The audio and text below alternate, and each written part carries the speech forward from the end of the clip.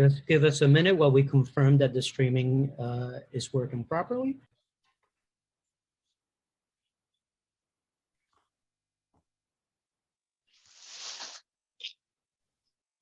Sergeant, can you please start your recording? Computer recording rolling.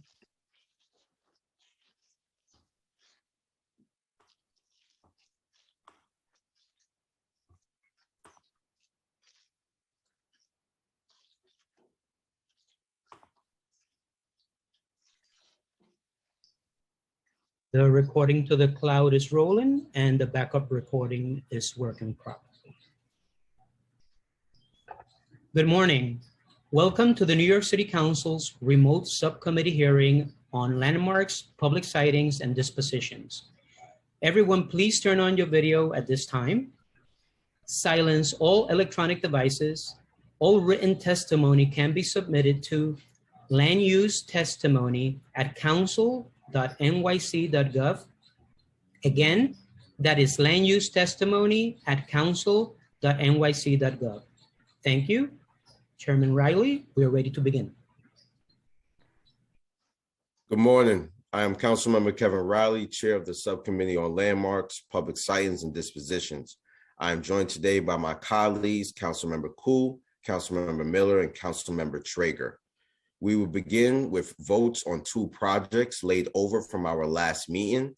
We will vote to approve LUs 897 and 898 for the Wind Powers Project, approving the designation of the Urban Development Action Area, an Urban Development Action Area project for such area, the disposition of city-owned property to a developer of HPD's choosing, and a special permit pursuant to Section 74-903 of the New York City Zoning Resolution to modify the requirements of the ZR Section 24-111 to allow an increase in permitted floor area ratio for use group 3 nonprofit use while sleeping accommodations for 2.43 FAR to 4.8 FAR. These actions will facilitate the redevelopment of city-owned property located at 346 Powers Avenue, Block 2572, Lot 6 in the Bronx with two new community facility buildings, including a permanent supportive housing facility containing 221 units for families with children and an off-site daycare center, and a new homeless shelter building with 95 units. This project is located within the Bronx City Council District, represented by Councilmember Ayala.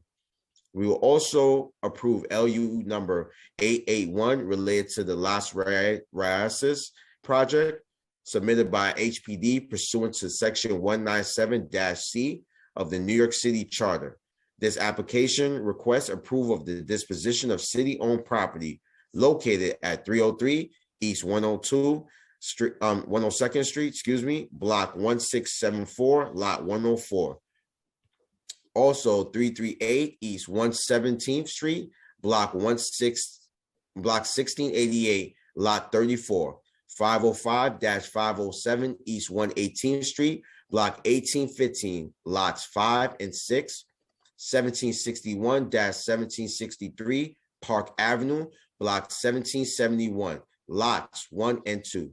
This disposition approval will facilitate the development and construction of 4 new affordable rental development containing approximately 81 affordable dwelling units and community facility space in the districts represented by Councilmember Perkins and Ayala. We will now vote to approve LU 897 and 898 and 881. Council, please call the roll. Chair Riley. I don't know. Councilmember Koo. I don't know. Councilmember Miller. Councilmember Miller. You're muted. Councilmember Traeger. I vote aye. Is Councilmember Miller able to respond? By a vote of 3 in the affirmative, 0 in the negative with 0 abstentions, the items are recommended to the full Land Use Committee. We will hold the vote open for Councilmember Miller, and we expect Councilmember Barron to join us shortly. Thank you, Council. I now recognize Council to explain today's hearing procedures. Thank you, Chair Riley. I'm Jeffrey Campagna, counsel to this subcommittee. Members of the public who wish to testify were asked to register for today's hearing. If you registered to testify and are not yet signed into Zoom, please sign in now and remain signed in until after you have testified. If you wish to testify and have not registered, please go to www.council.nyc.gov/landuse to sign up now. If you are not planning to testify on today's items, please watch the hearing on the New York City Council website. All people testifying before the subcommittee will be on mute until they are recognized to testify. Please confirm that your mic is unmuted before you begin speaking. Public testimony will be limited to 2 minutes per witness. If you have written testimony you would like the subcommittee to consider in addition to or in lieu of appearing before the subcommittee, or if you require an accessible version of a presentation given at today's meeting, please email landuse_testimony@council.nyc.gov. Please indicate the LU number or project name in the subject line of the email. During the hearing, council members who would like to ask questions should use the Zoom raise hand function. The raise hand button should appear at the bottom of the participant panel. I will announce council members who have questions in the order they raise their hands. Witnesses are reminded to remain in the meeting until they are excused by the chair. Lastly, there may be extended pauses if we encounter technical problems. We ask that you please be patient as we work through these issues. Chair Riley will now continue with today's agenda. Next, thank you, Council. Next, I open the public hearing on LU 922, the Bedford-Stuyvesant East and Weeksville Mosaic Project. HPD seeks approval of an Urban Development Action Area project and a real property tax exemption pursuant to Section 577 of the Article 11 of the Private Housing Finance Law for 13 city-owned properties and 1 privately owned property in the Bedford-Stuyvesant and Weeksville neighborhood of Brooklyn, collectively project area. The proposed action will facilitate the development of 46 affordable cooperative home ownership units under HPD's Open Door program. The properties are located in Brooklyn districts represented by Councilmember Cornegy and Councilmember Ampry Samuels. And let me just, don't have them here. Presented for the applicants, we have Makita Marshall Nesmith, Lynn Zhang, Elise Friedman, and Joyce Kwan from HPD, and Rick Fudge, Juliana Burnell Ginnan, and Cottrell Lewis from Habitat for Humanity. I now ask that these witnesses be unmuted and the council administer the affirmation.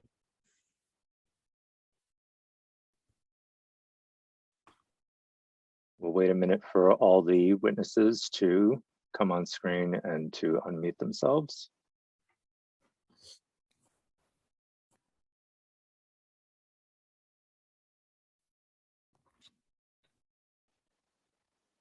Please unmute yourselves.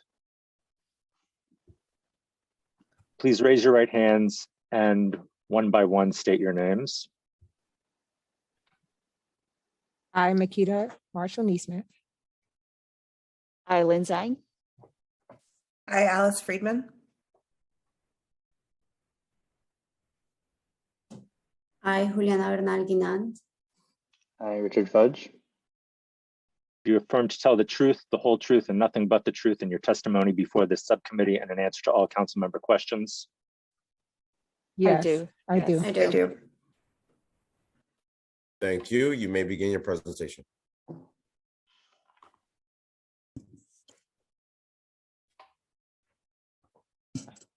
Sorry, is it up on the screen?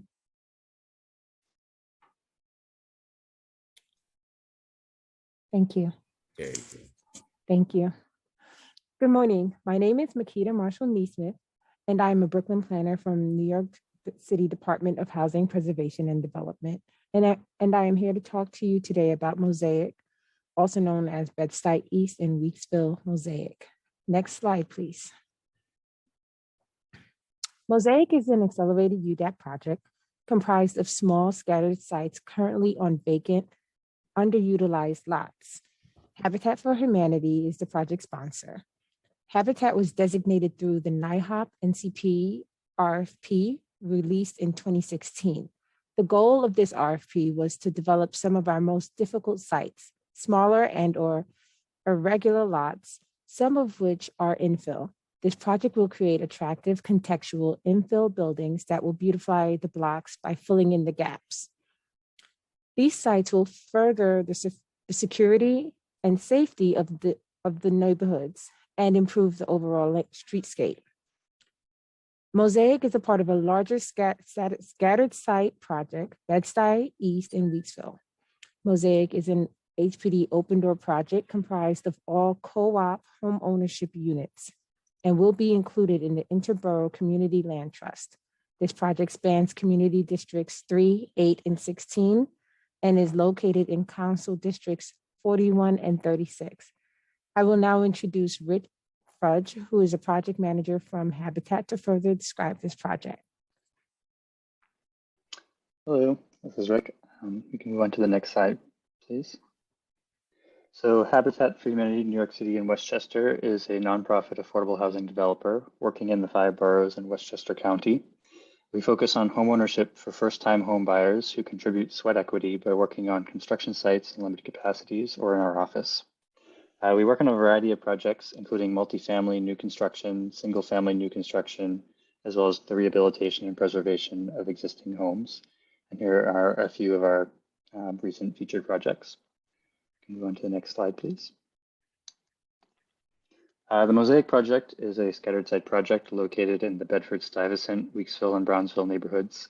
The context of the sites is largely 2 to 4 story residential buildings with some typical infill sites visible on the right side of the screen there. Go to the next slide, please.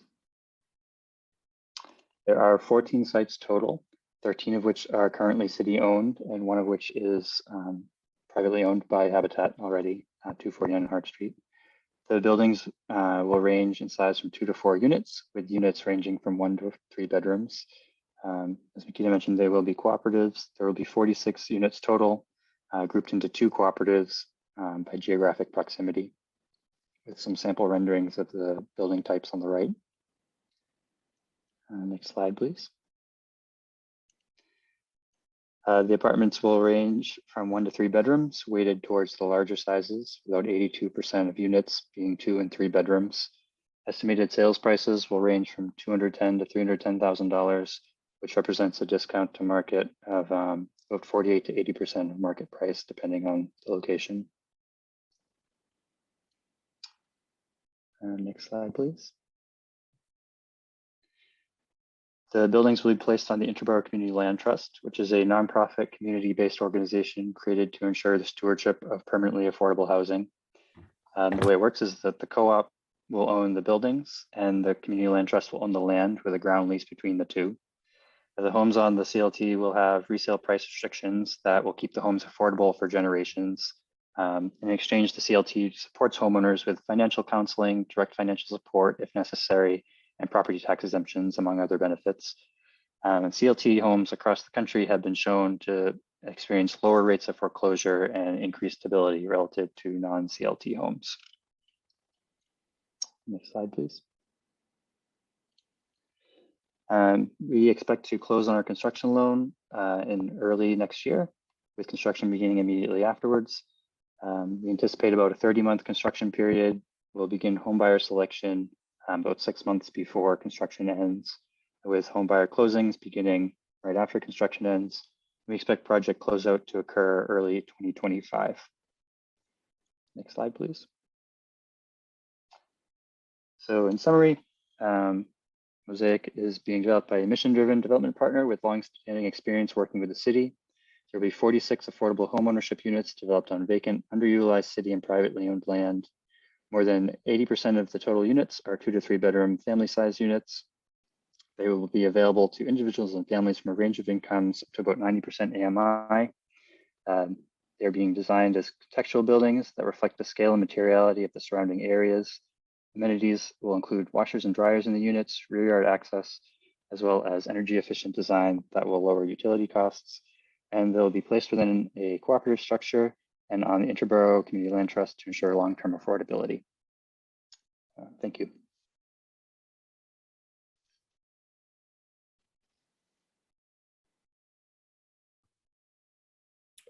Oh, that was the end of the presentation, Rick? Yep, that's the presentation. Thank you. Council, do you want to see if Councilmember Miller wants to give his vote before we continue?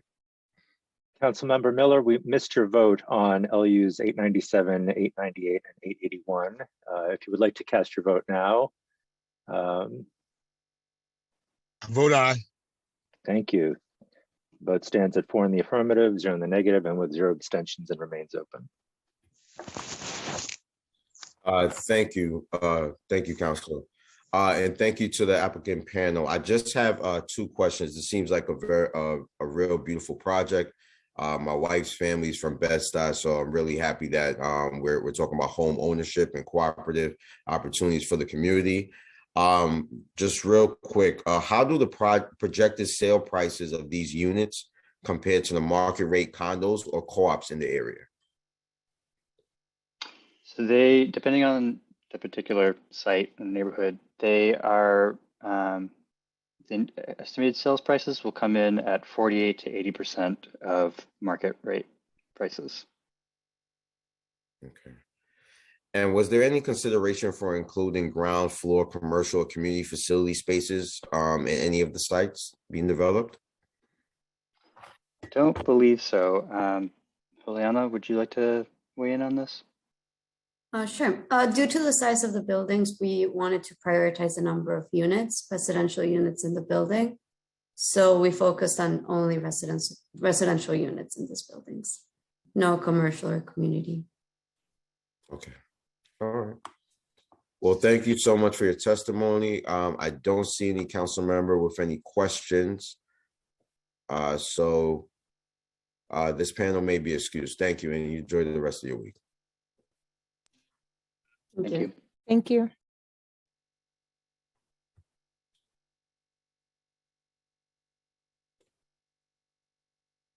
Council, are there any members of the public who wish to testify on LU 922?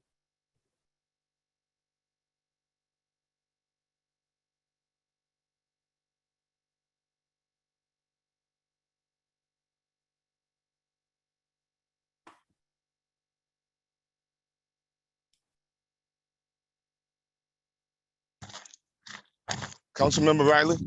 Councilmember Miller, I did not see your hand raised. Did you have a question? It got up a little late. What was your question? We can get to your answer.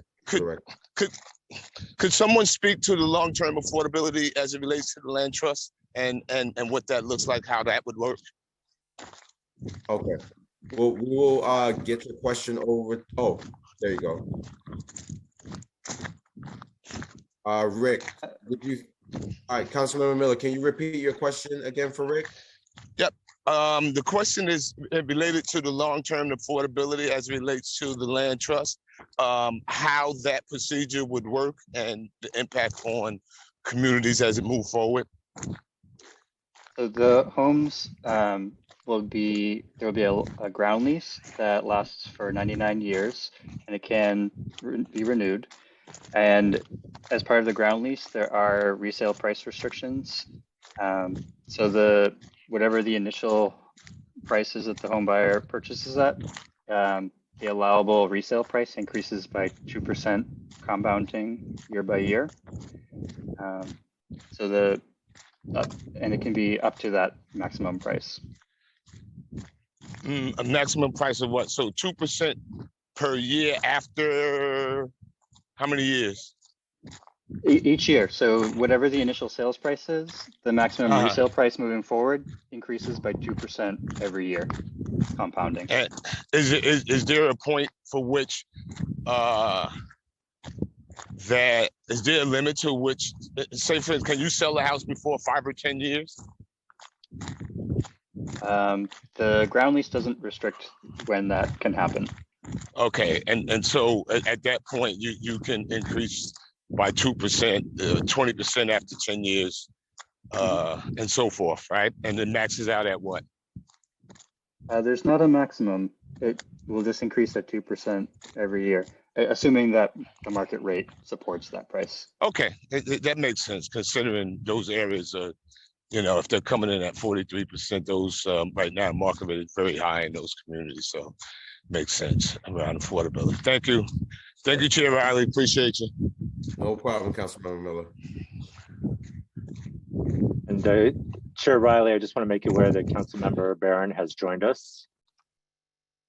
Okay. Good morning, Councilmember Miller. Would you like to take her vote?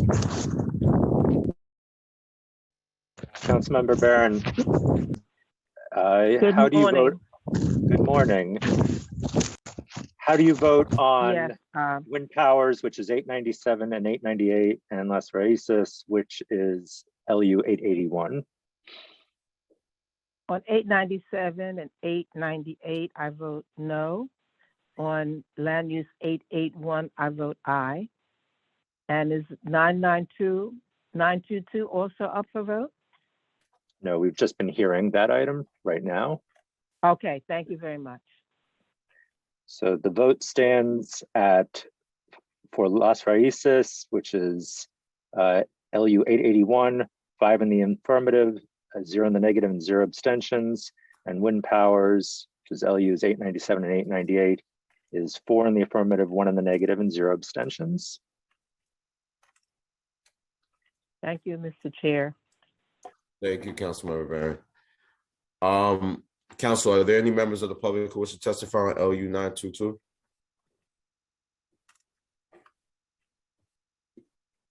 There are no members of the public signed up to testify on this item. Any other members of the public who wish to testify on LU 922 should make themselves known now by raising the raise hand button. Council, you said no one raised their hand, correct? There are no members of the public. All right. Thank you. Seeing no other members of the public who wish to testify on this item, the public hearing on LU 922 is now closed and the item is laid over. Council, can we close the vote on? The vote is now closed. Thank you. Okay, with that being said, that concludes today's business. I remind you that if you have written testimony on today's items, you may submit it to landusetestimony@council.nyc.gov. Once again, that is landusetestimony@council.nyc.gov. Please indicate the LU number or the project name in the subject heading. I would like to thank the applicants, members of the public, my colleagues, subcommittee council, land use staff, and Sergeant at Arms for participating in today's hearing. This meeting is hereby adjourned. Thank you.